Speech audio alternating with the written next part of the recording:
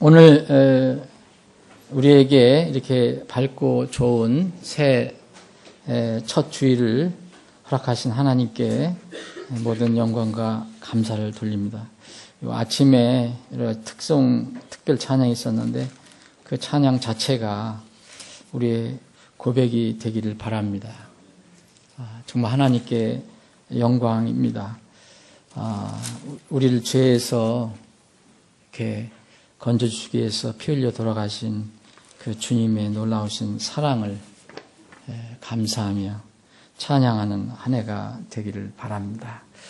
오늘 함께 나눌 하나님 말씀은 신약성경 마태복음 5장 13절로부터 16절까지 다 같이 일어나셔서 오늘 긴 말씀이 아닙니다.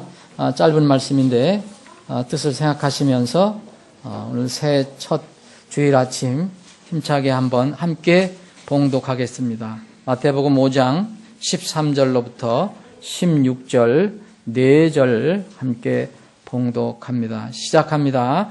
너희는 땅의 소금이로되 만일 소금이 제맛을 잃으면 무엇으로 그것을 짜게 하리요? 그 뒤에는 그것이 아무 쓸모 없으므로 버려져서 사람들의 발밑에 밟힐 뿐이니라.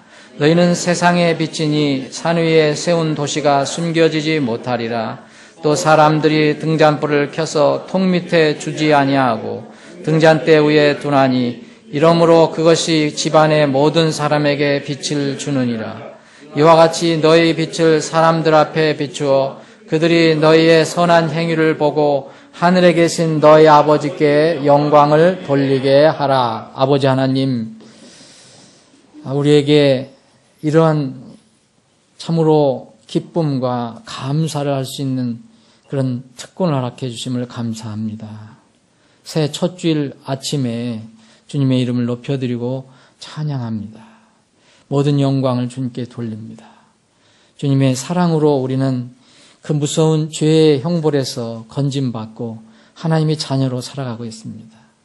이 복된 삶을 올해 한 해도 주님께 찬양과 감사를 돌리며 참으로 기쁘게 살게 하여 주옵소서. 이 시간에 주님께서 허락하신 말씀을 상고합니다. 이 시간에 주님께서 이 말씀을 통해서 우리에게 감동 감화를 주시고 한 해를 또 주님과 동행하며 살 때 어떻게 우리가 살 것인가 깊이 생각해 보는 그런 시간이 되게 하여 주옵소서. 전복을 주님께 의탁하옵고 거룩하신 예수님의 이름으로 기도합니다. 아멘. 다 모두 앉아주시기 바랍니다.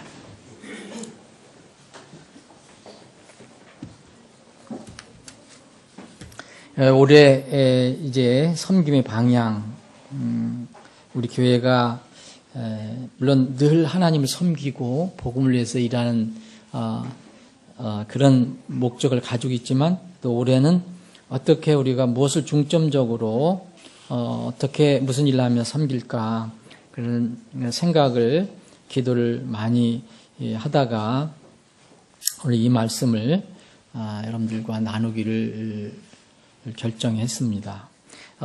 주보에 껴서 나눠드린 것처럼 이제 올해의 금년 2014년도 우리 교회가 어떤 방향으로 섬길 건가 늘 비슷합니다. 근데 이제 목표 같은 것이 우리가 세우고 하나님 기도하지만 이루어 주시는 분은 주님이시기 때문에 올해도 주님의 그 긍휼과 도우심을 기다려 봅니다.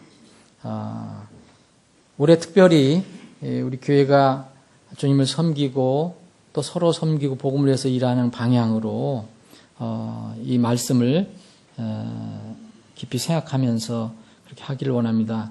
땅의 소금과 세상의 빛이 되는 교회라는 그런 그 타이틀을 한번 세워봤습니다. 이 시대의 기독교인 또는 교회의 이미지는 많이 실추되었다는 걸 여러분 잘 아실 것입니다. 초세기에 주님께서 교회를 세우셨을 때 공생의 교회가 세워지기 시작했고 이제 오순절날 교회가 큰 능력을 받아서 엄청난 일을 이렇게 하기 시작했습니다. 많은 사람들이 이렇게 어둠에 있다가 이 교회 안으로 이제 들어오게 됐는데, 이 초세기 교회는 이런 일 때문에 핍박을 많이 받았습니다. 그러나 그것이 새로운 어떤 세상에서 볼 때는 새로운 종교라는 그런 그 의미가 있었기 때문에 세상에 어필이 되기도 했습니다. 그 초세기 교회는 신선미가 있었고 또 윤리나 도덕적으로도 세상의 지탄을 절대 받지 않았습니다. 교회마다 약한 교회도 있었고 나중에 이제 고린도 교회까지 이제 흘러갈 때는 문제가 있긴 했지만 그래도 이 시대와 비교해 보면 이 윤리나 도덕적인 그런 문제로 세상의 지탄을 받지 않았습니다. 오히려 교회 그리고 성도들 하나님 믿는다고 하는 사람들은 세상의 죄와 불의에 대해서 경종을 울리는 그런 그 삶을 살았습니다. 특히 여러분들의 침례 성도들의 역사를 읽어보시면 그들은 죽음도 두려워하지 않고 진리와 공의, 의를 위해서 이렇게 살았던 것을 볼 수가 있습니다.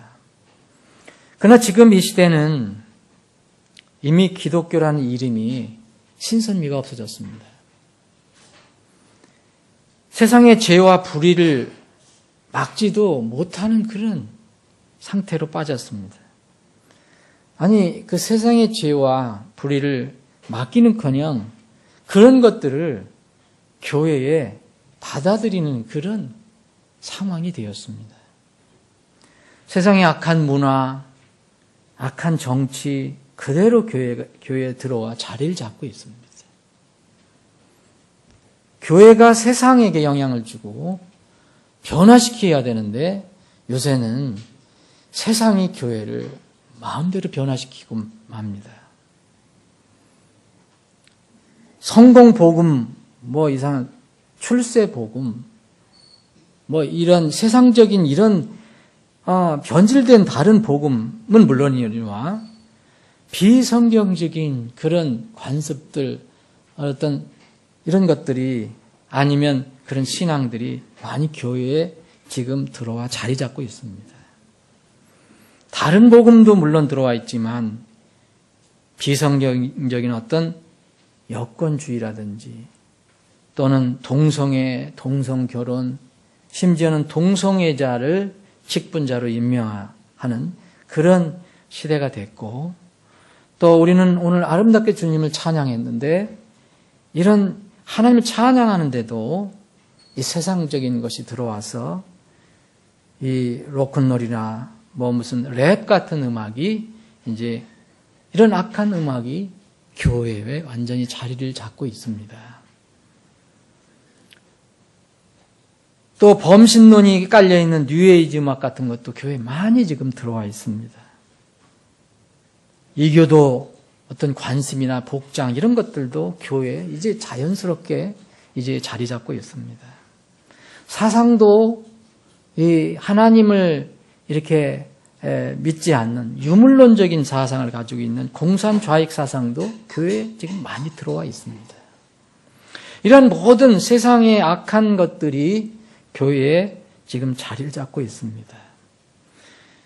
근데 주님께서 세우신 교회는 원래 본 모습이 그런 모습이 아닙니다.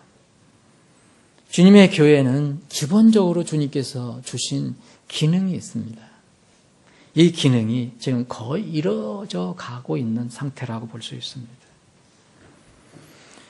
주님의 교회는 하늘에서는 세울 필요가 없습니다.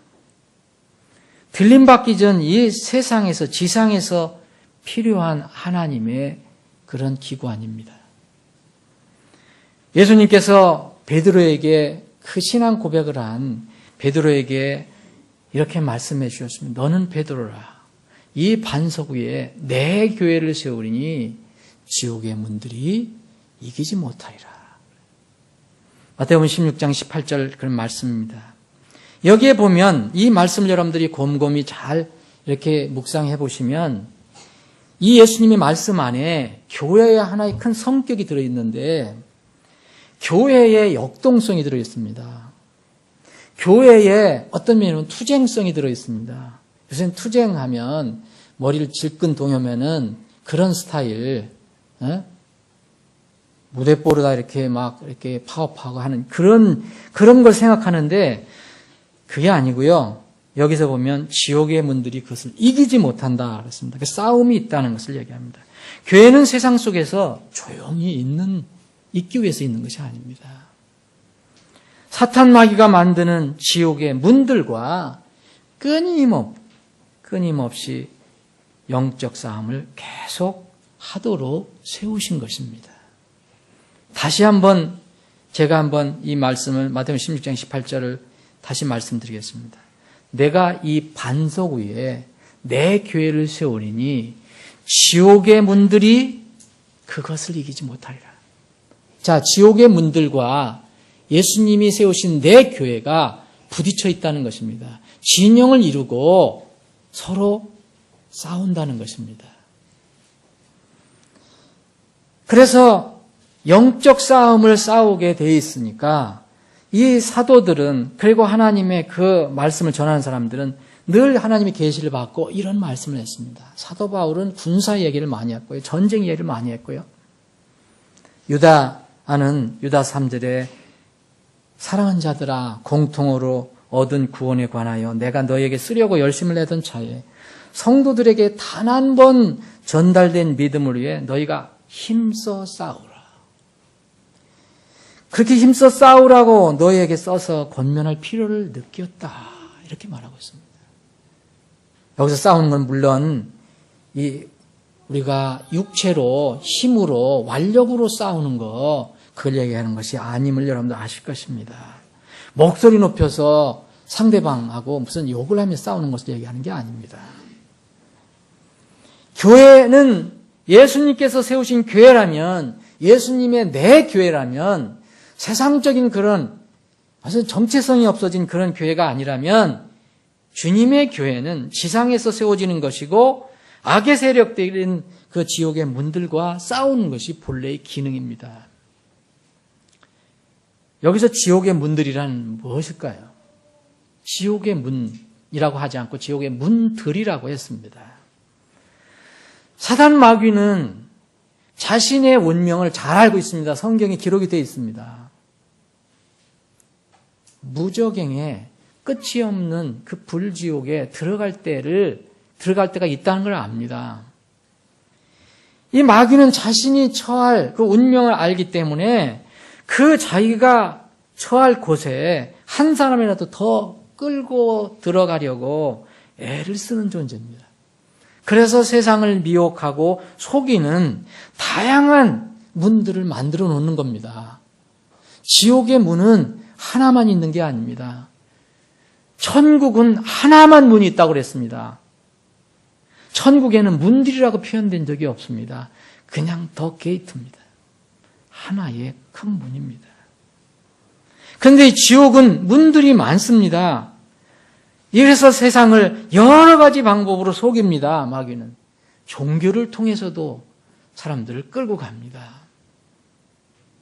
심지어는 기독교라는 이름을 가지고도 종교로 만들어서 기독교 종교, 생명 있는 종교를 만들어서 사람들을 끌고 갑니다. 여러분 평생 교회를 다니고 평생 하나님 믿는다 하는데 정말 오늘 아침에 우리가 찬양한 것처럼 주님께서 나를 위해서 무엇을 하셨는가, 내가 무엇을 믿는가도 모르고 평생 있으면 어디로 가겠습니까? 그게 바로 기독교 종교입니다. 또 사상이 있습니다. 다양한 이상한 이런 종교 시스템이 또 다른 게 많이 있습니다. 여러분, 우리 기독교만 이제 어떤 그 앞에 부분이 우리만 유일하다고 생각하시면 안 됩니다. 우리는 다 인생의 허무나 또 인생에 영원하지 않다, 이 땅에서. 이런 것을 성경이 많이 가르쳐줍니다. 다른 종교에도 그게 있습니다. 불교도 이 부분은 똑같습니다. 그런데 끝이 틀립니다. 끝이 틀려요. 어떤 길은 사람이 보기에 오르나 그것의 끝은 사망의 길들이니라 라고 얘기합니다. 문제는 불신자나 교인들이나 모두 하나님의 말씀을 따라갈 때에 좁은 길, 좁은 문보다는 세상의 가르침이나 흐름을 따라가려고 합니다. 그래서 요새는 교회가 주님께서 세우신 교회의 기능을 잃고 세상의 것으로 치장을 합니다. 신자들이 주님의 말씀을, 세상의 가르침을, 분명히 신자들이 하면 주님의 말씀, 이걸 가지고 있는데 이것을 세상의 가르침으로 대체합니다. 이것도 지옥의 문들 중에 하나입니다. 한번 정확하게 구원받으면 구원을 잃지 않지만 정말 거듭나지 않고 형식적인 그런 믿음만 가지고 있는 사람들은 이 하나님의 말씀을 세상의 가르침으로 대체하는 그런 신앙생활을 하면 이건 지옥의 문들입니다. 세상의 가르침은 어떻습니까? 세상의 흐름은 어떻습니까? 넓은 문입니다. 넓은 길입니다. 너희는 좁은 문으로 들어가라. 예수님께서 명령하신 것이 이겁니다. 멸망으로 인도하는 문은 넓고 그 길이 넓어 거기를 들어가는 자가 많고, 생명으로 인도하는 문은 좁고 그 길이 좁아 그것을 찾는 자가 적으니라. 여러분, 이 말씀을 잘 한번 생각해 보십시오. 멸망으로 인도하는 문은 넓고 편하고 가는 길이 넓으니까 들어가는 자가 많다 얘기합니다. 이 들어가는 자가 많다고 얘기합니다. 그런데 생명으로 인도하는 문은 좁다. 그 길이 좁아서 그것을 찾는 자마저 적다라고 얘기합니다. 여기 마태복음 7장 14절에는 이 생명으로 인도하는 문에 들어가는 자가 적다라는 얘기하지 않습니다. 찾는 자가 적다 얘기합니다. 얼마나 적습니까, 여러분? 그러면 찾는 자도 없는데. 여러분, 사람의 본성은 편하고 넓고 즐겁고 내 몸에 유익한 것, 그걸 찾게 되어 있습니다. 그거를 마귀 사탄은 이제 우리 지옥의 문들로 만들어 놓고 사람들을 미혹하는 겁니다. 예수님께서는 주님의 좁은 문이라는 말은 지정해 놓으셨습니다. 좁은 문. 그런데 넓은 문이라는 것은 예수님께서 지정해 놓으셨지 않으셨습니다, 여러분. 넓은 문은 사실 넓은 문들입니다. 넓은 문이란, 이렇게 너희는 좁은 문으로 들어가라는 말씀하셨지만 너희는 넓은 문으로 들어가지 말아 해서 넓은 문을 얘기하시지 않으셨습니다. 멸망으로 인도하는 문이라고 얘기했습니다. 이 넓은 문의 성격은 어떻습니까? 넓어서 편하고 쉽다 이겁니다. 여러분, 우리의 육신의 본성은 그걸 찾게 되어 있습니다. 그래서 사람들은 좁은 문, 좁은 길을 원하지 않습니다. 거듭나지 않은 사람들은 거의 원하지 않습니다. 거듭나서 성령님이 있는 사람도 육이 있기 때문에 그 좁은 문, 좁은 길을 그렇게 썩 원하지 않을 수도 있습니다. 다른 말로 말씀드리면 주님께서 세우신 교회의 본래의, 주님의 교회의 본래의 기능과 역할, 주님께서 주신 그 역할을 별로 썩 좋아하지 않는 그런 본성을 우리가 가지고 있다는 것입니다. 이 기능과 역할을 수행하려면, 주님께서 세우신 교회의 기능과 역할을 수행하려면 세상적인 가치의 그 기준을 버려야 합니다. 하나님의 가치 기준으로 살아가는 것이 필요하다는 겁니다. 그러나 세상은 어떻게 얘기합니까? 성경 말씀이 너무 좁고 협소하고 편협하고 독선적이고, 여러분, 하나님은 어떤 면 독선적인 겁니다. 사람은 독선이 없어요. 독선을 얘기할 수 있는 사람이 없어요. 유일하게 선한 사람이 있습니까? 없습니다. 그런데 하나님만 유일한 선하신 분입니다. 독선적이다 얘기합니다. 그래서 불편하다. 시대의 흐름에 맞지 않는다. 그래서 어떤 사람은 공격을 합니다. 수구적이고 보수적이다. 이런 이야기로. 전 정치 얘기하는 거 아닙니다. 그런 이유로 이 교회를 공격하거나 하나님의 말씀을 공격합니다. 이것은 뭐입니까? 하나님께서 정하신 기준을 싫어하는 것을 나타내는 것입니다. 대신 뭘 좋아합니까? 넓고 편리하고 시대의 흐름에 맞는 것. 현대적이고 진보적인 것. 그래서 세상의 흐름에 잘 이렇게 맞춰갈 수 있는 것. 이런 것을 좋아합니다.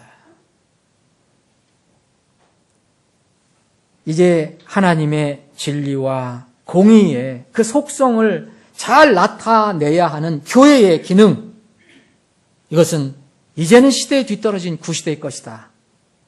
그래서 이것을 배척합니다. 그런데 여러분, 세상이 주님의 교회를 향해서, 주님의 성도들을 향해서 어떤 바라는 기대치는 여전히 또 이중적으로 가지고 있습니다.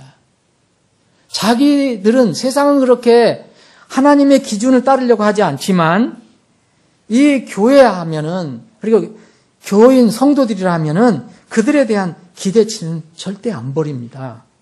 그 기대치는 뭡니까? 어떻게 하나님의 교회, 주님의 교회가 이러냐? 주님의 교회는, 하나님의 교회는 이러이러해야 되는 거 아니냐? 아니, 기독교 신자라는 사람이 저러면 되겠냐? 이렇게 얘기합니다. 그래서 기독교 신자는 이렇게 돼야 한다는 기준을 가지고 있습니다. 이중적인 기준을 가지고 있습니다. 여러분, 이런 세상의 상황에서 하나님의 진리의 말씀을 전하는 것은 그렇게 쉽지 않습니다. 복음은 1차 우리의 입으로 전하는 거 아닙니까? 복음 말이니까요. 그런데 복음 선포에, 복음을 전할 때에 말하는 사람의 인격이 저 사람은 A등급이다, B등급이다, C등급 머리에 이마에다 붙이고 우리가 이야기하지 않습니다. 모릅니다, 사람은. 그것이 필수가 아닙니다. 그런데 지금 이 시대는 이런 상황이 되었기 때문에 이제 말로만 전하는 복음은 효과에 한계가 있다는 것입니다. 이제는 복음을 전하는 사람, 누가 눈여겨본다면 그 사람의 삶과 인격이 그 복음 전파의 내용과 어떻게 잘 조화를 맞느냐를 그들이 바라보게 됩니다. 의식적이든 의식적이 아니든 간에 그렇게 됩니다. 저는 우리 교회가 이쪽으로 이사 와서 이제는 2014년 첫 해, 온전한 첫 해 여기서 사역을 해야 합니다. 여기를 중심으로 해서. 물론 우리가 여기만 하는 게 아니고 요새는 인터넷도 있으니까 땅 끝까지 할 수 있습니다. 다 하는데 그래도 중심지가 여기입니다. 우선 1차 이 지역에 있는 우리 교회를 근거로 한다면 여기가 예루살렘인데 예루살렘에 있는 사람을 우리가 생각을 해봐야 합니다. 많이 생각해 봤습니다. 우리에게 하나님께서 왜 이쪽으로 인도하셨을까? 이 새로운 우리가 사역지가 됐습니다. 이 사역지에서 우리가 접하고 만나고 또 오늘 오후에 우리가 전도지를 배포할 때 그 사람들을 어떻게 주님께로 인도할까? 오늘 본문 말씀을 보면 이 말씀은 제자들의 삶에 관해서 말씀해 주시는데 이 제자들의 삶이 두 가지가 있습니다. 하나는 지상의 삶이 있고 하나는 하늘의 삶이 있습니다. 이 본문 우리가 마태복음 5장 13절부터 16절을 읽었는데요. 여기 마태복음 5장은 이제 산상수훈이라는 산에서 하나님께서 설교하신 내용입니다. 산상수훈. 이 산상수훈의 그 내용입니다. 오늘 본문 13절부터 16절까지 우리가 본문을 택한 내용을 우리가 정확하게 이해하려면 그 앞에 나와 있는 말씀을 이해해야 된다고 저는 생각합니다. 무리를 보시고 많은 무리들이 예수님 따라다니는데 무리를 보시고 이제 산에 올라가 앉으십니다. 이때 제자들도 여전히 따라왔습니다. 따라와서 예수님 앞에 예수님 둘레에 앉았습니다. 그것이 이제 1절부터 시작되는 겁니다. 1절, 2절. 이 제자들에게 가르쳐 준 것이 그 유명한 팔복입니다. 8가지 복. 8복. 마지막 첫 번째 복, 영이 가난한 자는 복이 있나니 하늘의 왕국이 그들의 것이며, 이 첫 번째 복, 두 번째 복, 세 번째 복, 네 번째, 그래서 여덟 번째 복, 마지막 복을 여러분들이 보시면 이 여덟 번째 복은 앞에 일곱 번째 복과 좀 차이가 있다는 것을 발견하실 것입니다. 여덟 번째 복. 이 여덟 번째 복은 이렇게 되어 있습니다. 의로 인하여 핍박받는 자들은 복이 있나니 하늘의 왕국이 그들의 것이기 때문이다. 자, 앞에는 영이 가난한 자, 애통하는 자, 온유한 자, 의에 줄이고 목마른 자, 긍휼을 베푸는 자, 마음이 순수한 자, 화평하게 하는 자.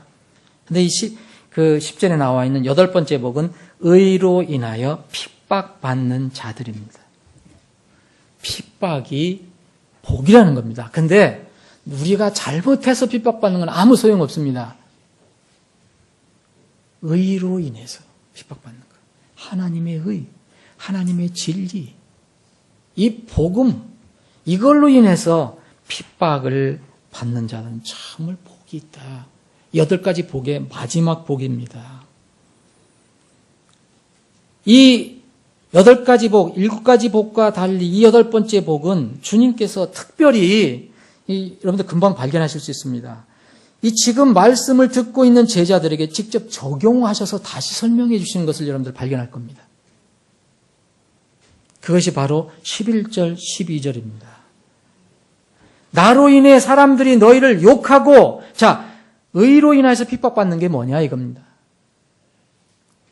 나로 인해서 사람들이 너희를 욕하고 핍박하고 너희를 대적하고 공격한다는 겁니다. 또 때로는 모함을 합니다. 거짓으로 온갖 악한 것을 말할 때 우리는 이 지상에서 이거는 정말 이건 복이 아니라 불행 아니냐 이라고 생각할 수 있습니다. 그런데 이게 복이라는 것입니다. 너희에게 복이 있나니.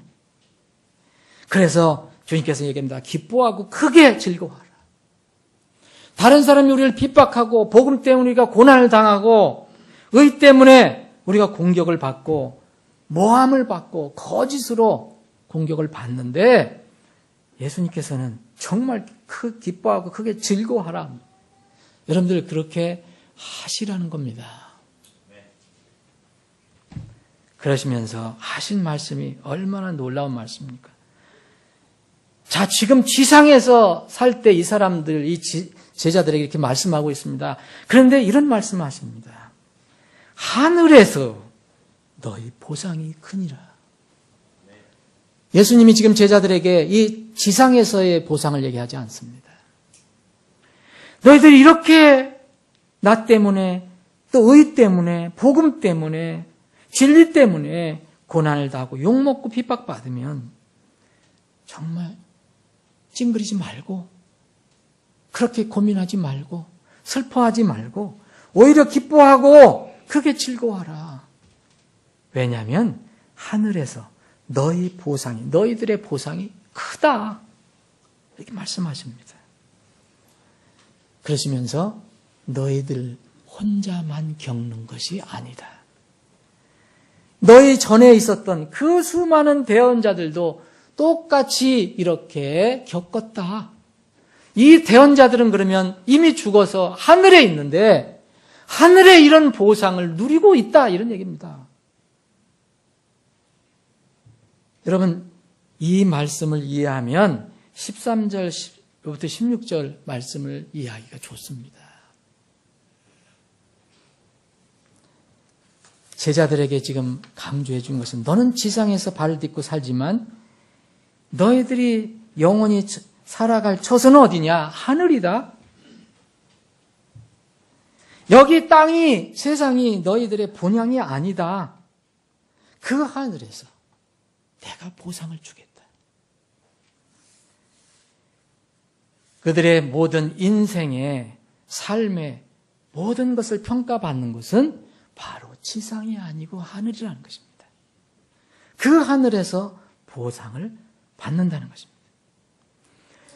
그러나 그들은 하늘에서 보상을 받기 전에 주님께서 허락하시는 동안, 땅에 사는 동안 이런 명령을 들어야 합니다. 그것이 오늘 본문 말씀입니다. 오늘 본문은 하늘에서의 영원한 삶과 대비되는 땅과 세상에서의 한정된 삶에 대해 말씀하신 겁니다. 보상받고 사는 데는 영원합니다.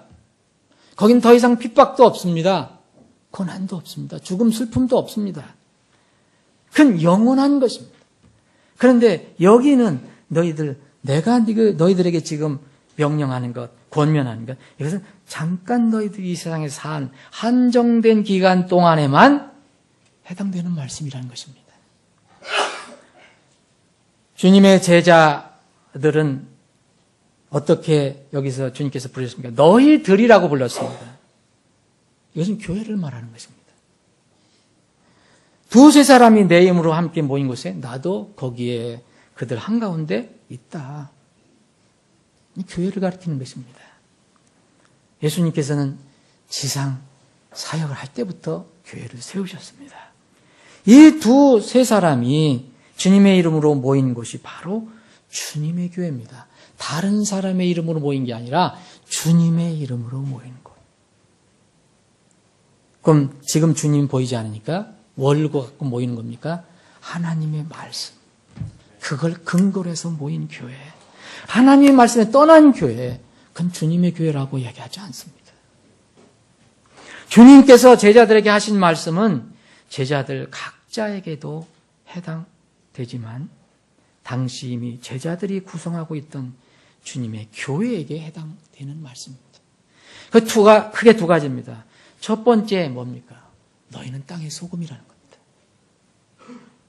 이것은 다른 말로 하면 너희들이 모인 교회, 지역교회는 땅의 소금이다 이겁니다.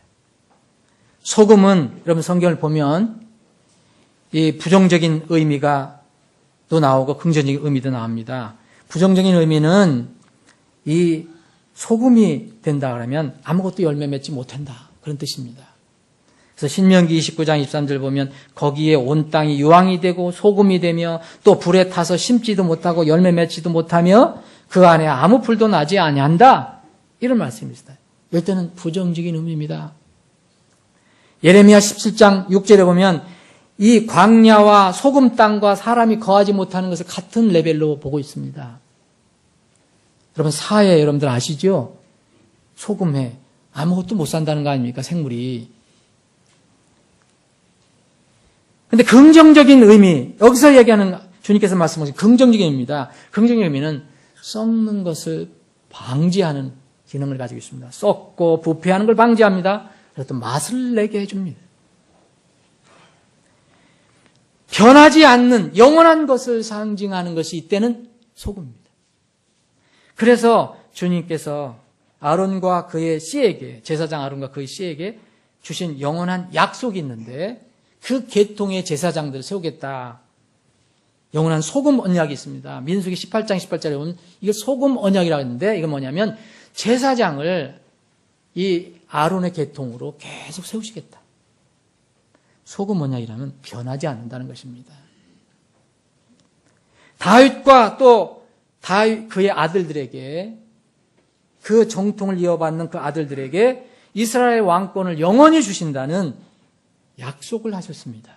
이것도 소금 언약으로 불립니다. 역대하 13장 5절에 보면 소금 언약으로 불립니다. 무슨 얘기입니까? 한번 약속하시면 절대 변하지 않는다는 거예요. 부패하지 않는다는 거예요. 변하지 않는다는 것입니다.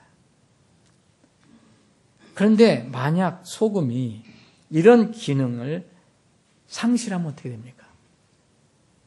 오늘 본 말씀에는 땅의 소금이, 너희는 땅의 소금인데 소금이 제맛을 잃으면 무엇으로 그걸 짜게 할 수 있느냐. 짜야지 부패가 되는 거 아니, 부패를 막는 거 아닙니까? 그리고 또 간간히 맞아야지 맛을 보는 거 아닙니까? 만약 그렇게 기능을 상실하면 쓸모가 없다. 이름만 있으면 뭐하냐. 쓸모가 없다. 그래서 버려진다는 거예요. 버려지면 여러분 소금이 소금인데 소금의 기능이 완전히 없어졌어요. 물이 다 빠졌다든지 짠맛이 하나도 없어요. 예? 그 기능이 없어요. 그럼 여러분 소금 왜 가지고 있습니까? 버리잖아요. 그러면 어떻게 됩니까?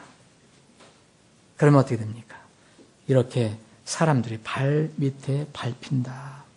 여러분, 소금이 제 기능을 상실 못하면 세상 사람들이 발 밑에 들어가서 밟힌다는 겁니다.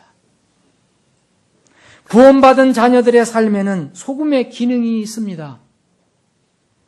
곧 세상에서 하나님의 경건을 드러내는 죄의 맛을 내야 합니다.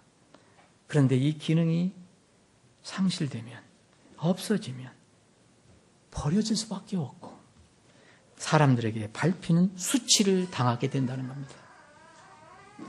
부패를 막는 소금, 동시에 음식의 맛을 내는 소금의 기능을 우리가 잘 유지해야 합니다.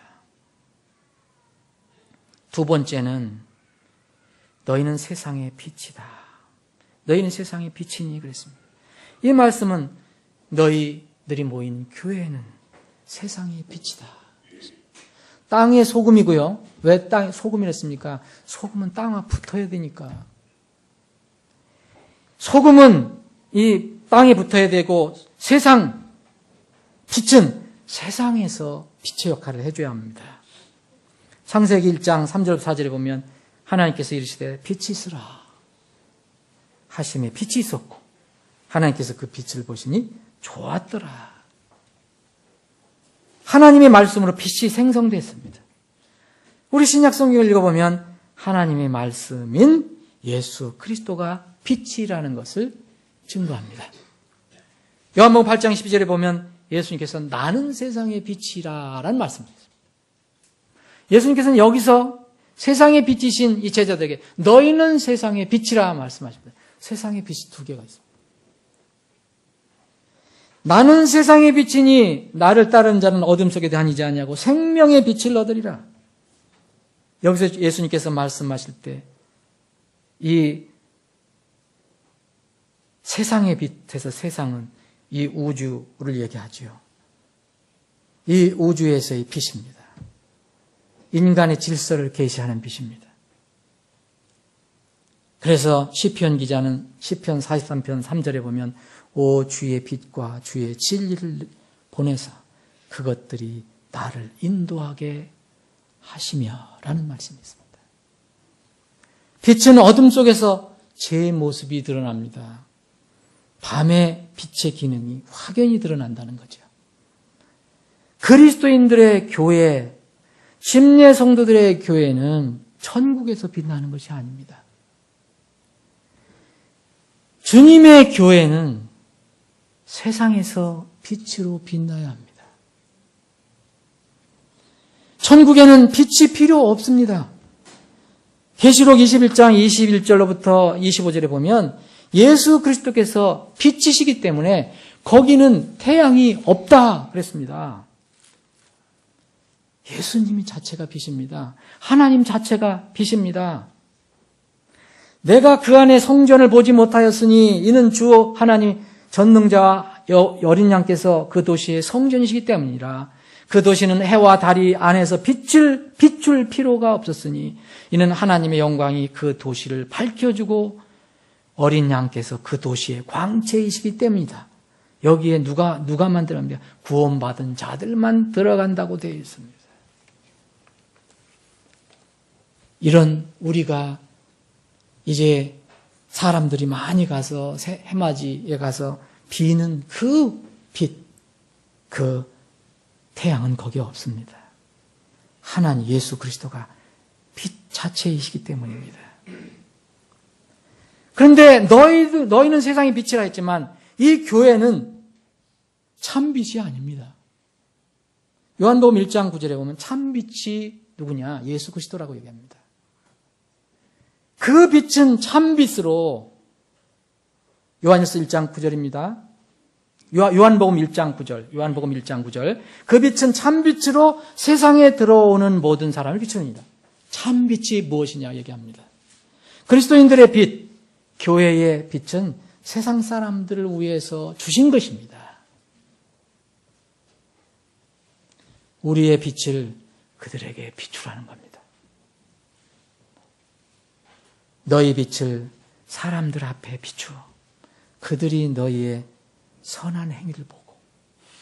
그러면 여러분, 우리의 빛이 뭔가 여기 주님께서 설명해 주셨어요. 선한 행위라는 겁니다. 선한 행위는 세상에서 이야기하는 착하게 뭘 돕고 불쌍한 사람 돕고 그것도 들어가지만 진정한 선한 행위가 뭐냐 이겁니다. 예수님을 따르고 예수님 닮아가고 예수님께서 하신 명령을 따르는 것. 그리고 사람들을 죽음에서 건져내는 것. 오직 유일하신 참 하나님만 하실 수 있는 것. 그것을 하는 것을 선한 행위라고 얘기합니다. 이 선한 행위를 보고 하늘에 계신 너희 아버지께 영광을 돌리게 하라 얘기합니다. 성도들이 이 땅에서 살아갈 때 빛을 비춥니다. 그런데 우리는 이 빛을 절대 다른 데다 두지 않습니다. 우리가 빛을 비춰야지 세상에 악이 숨길 수 없다는 겁니다. 오늘 14절 너희 세상의 빛이니 산 위에 세운 도시가 숨겨지지 못하리라. 빛만 비치면 뭐가 숨을 게 있느냐 이거예요. 감춰줄 게 뭐 있느냐 이겁니다. 그래서 우리 하나님의 자녀들은 반드시 빛을 발하는 겁니다. 여러분들은 다 빛이 있습니다. 빛이 있으면 비추어야 합니다. 그래서 주님께서는 이런 말씀하셨어요. 사람들이 등잔불을 켜서 통 밑에 두지 아니하고 등잔대 위에 두나니 이러므로 그것이 집안의 모든 사람에게 비추니. 세상 사람들도 등잔불을 켜면 절대 통 밑에 안 둔다. 통 밑에 두면 그 빛이 안 비치잖아요. 그 등잔대 위에 분명히 비친다. 세상 사람도 이렇게 한다. 그러니까 너희도 이와 같이 너희 빛을 사람들에게 비추라. 사랑하는 여러분, 여기에서 등잔대는 특별히 성경에서 뭐라고 나와 있는지 여러분들 아시지요? 등잔대라는 것은 특별히 지역 교회를 가르칩니다. 여러분 계시록을 한번 읽어보시면 계시록 1장 20절에 보면 요한이 계시 속에서 7개의 등잔불이 밝혀져 있는 대를 보았습니다. 근데 이거를 친절하게 성령 하나님께서 설명을 해 주십니다. 그러면 등잔대라는 잘 모를 거 아닙니까? 뭔지. 계시록 1장 2절에 보면 곧 내가 본 내 오른손에 있는 7별과 7 금등잔대의 신비라. 7별은 7교회의 천사들이요 내가 본 7 등잔대는 7 교회니라. 이제 이 등잔대에 바로 교회의 임을 알 수 있습니다. 제자들이 바로 교회였습니다. 이 성도들이 모인 교회가 이 빛을 세상에 잘 비추면 하늘에 계신 우리 하나님 아버지께 영광을 돌리게 되고, 만약 세상에서 진리의 빛을 잘 비추지 못하면 더 이상 존재의 목적이 없어지기 때문에 예수님의 책망이나 제거의 대상이 된다는 겁니다. 그래서 에베소 교회에 그런 경고를 주신 겁니다. 내가 말씀을 따르지 않으면 내가 촛대를, 등잔대를 내 자리에서 옮기겠다. 요사이 한국의 교회들은 거의 동네 북 수준으로 전락했습니다. 참 마음이 아픕니다. 이유는 뭘까요? 소금의 맛을 잃었기 때문입니다. 주님의 명령을 잃었기 때문입니다. 빛을 비추지 못하기 때문입니다. 그래서 세상 사람들의 발밑에 밟히는 수모를 당하고 있습니다. 하나님의 영광을 가리고 있습니다. 이렇게 해서 사람들을 기독교 종교인들로 만들 수는 있지만 하나님의 말씀 복음으로는 살려낼 수가 없습니다.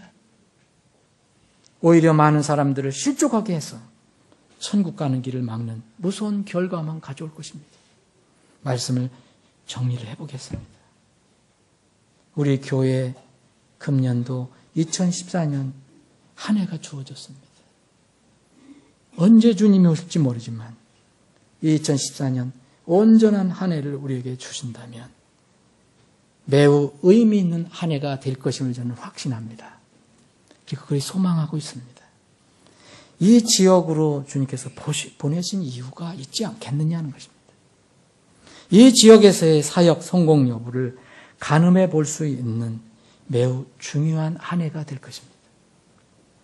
우리 교회가 땅의 소금이 되고 세상의 빛이 된다면 분명히 주님께서 우리를 주님의 목적을 위해서 크게 사용하실 것입니다. 사랑하는 여러분, 주님은 우리 교회 여러분들이 이렇게 소금과 땅의 소금과 세상의 빛이 되기를 원하십니다. 그래서 하늘에 그 준비를, 하늘에 가서 주님을 만날 준비를 하시기를 원하십니다. 우리 교회를 통해서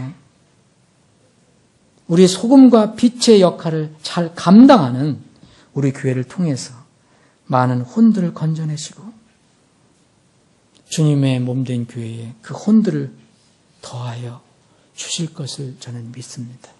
그리고 그렇게 소망합니다.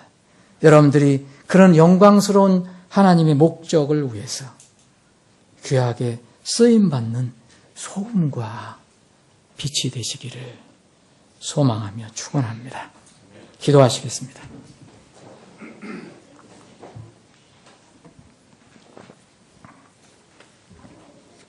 아버지 하나님, 새해 첫 주일 우리에게 말씀을 주심을 감사합니다. 마음껏 주님을 찬양하고 경배할 수 있는 기회를 허락해 주심을 감사합니다.